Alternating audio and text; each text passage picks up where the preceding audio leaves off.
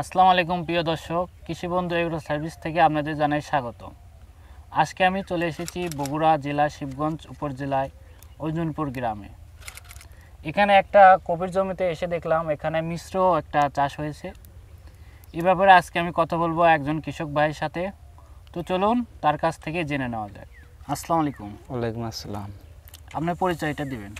পরিচয়, আমার নাম মোহাম্মদ হারুনুর রশিদ, গ্রাম বেড়াবালা অর্জুনপুর। আচ্ছা, আপনার এই জমিতে কপির পাশাপাশি যে আরো একটা চাষ দেখতে পাচ্ছি, সেটা হচ্ছে আপনি কলা চাষ করেছেন এর পাশাপাশি।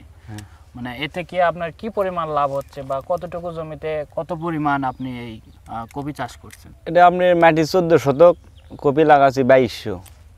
2200। হ্যাঁ, কলাও লাগাচ্ছি, কপি খাওয়ার পরে আবার আলু দেবো।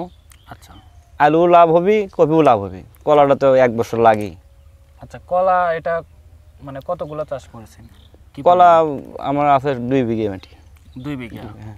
আচ্ছা, এই কপির জমিতে কতটুকু লাগাইছেন? এটা 14 শতক মাটি কলা আছে। 14 শতক। হ্যাঁ।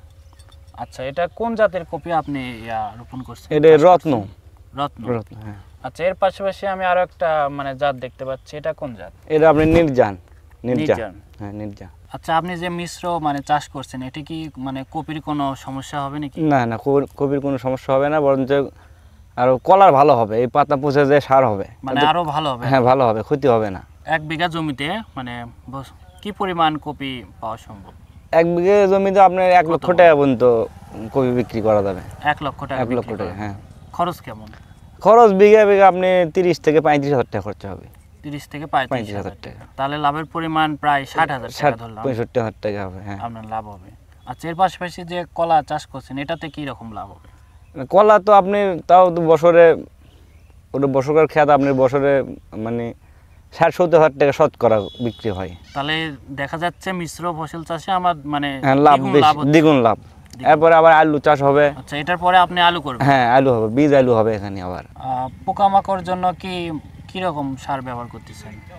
পোকামাকড়ের জন্য অনেক প্রকার সার ব্যবহার করতে হচ্ছে, কীটনাশক। কিন্তু এই আমরা সার খোলের দামের জন্য একটু সমস্যা, ওষুধের দাম বেশি। হ্যাঁ, দাম বেশি, অনেক বেশি। আচ্ছা, আপনার এই জমিতে মানে এই কপির জমিতে কি রকম জমি প্রয়োজন, মানে উঁচু বা নিচু? কপির জমি আপনার দোআঁশ মাটি হলে ভালো হয়। দোআঁশ মাটি? হ্যাঁ, বালগো মাটি যাকে বলে, এই মাটি কপি ভালো হয়। আচ্ছা, যারা মানে অনেকে শুধু মানে কপি চাষ করে, এর পাশাপাশি যদি মিশ্র চাষ করে, মানে যারা কৃষকরা আছে তাদের ব্যাপারে একটু যদি বলতেন। না, কপি আপনি চাষ করার পরে এরা তো আবার অন্য ফসল লাগাবে। যেমন আলু লাগাবে, আলু খাওয়ার পর আলু লাগবে 2 মাস, এরপর লাগাবে কচু, কালো কচু, এলচিডা, এই সিস্টেম। খালি জমি কোনো মানে কলার ভিতর কপি চাষ হয়, আলু চাষ হয়, এটা লাভবান বেশি। দ্বিগুণ লাভ। হ্যাঁ, দ্বিগুণ লাভ। প্রিয় দর্শক, আপনারা দেখলেন একই জমিতে কিভাবে মিশ্র ফসল চাষ করা হয়। আপনারা এই কৃষক ভাইয়ের মতো আপনারাও চাইলে এরকম মিশ্র ফসল চাষ করে দ্বিগুণ লাভবান হতে পারেন। এবং আরও এরকম ভিডিও পেতে আমাদের চ্যানেলটিকে অবশ্যই সাবস্ক্রাইব করবেন, পাশে থাকবেন এবং কোনো পরামর্শ পেতে অবশ্যই আমাদের স্ক্রিনে দেওয়া নাম্বারের সাথে যোগাযোগ করবেন। ধন্যবাদ।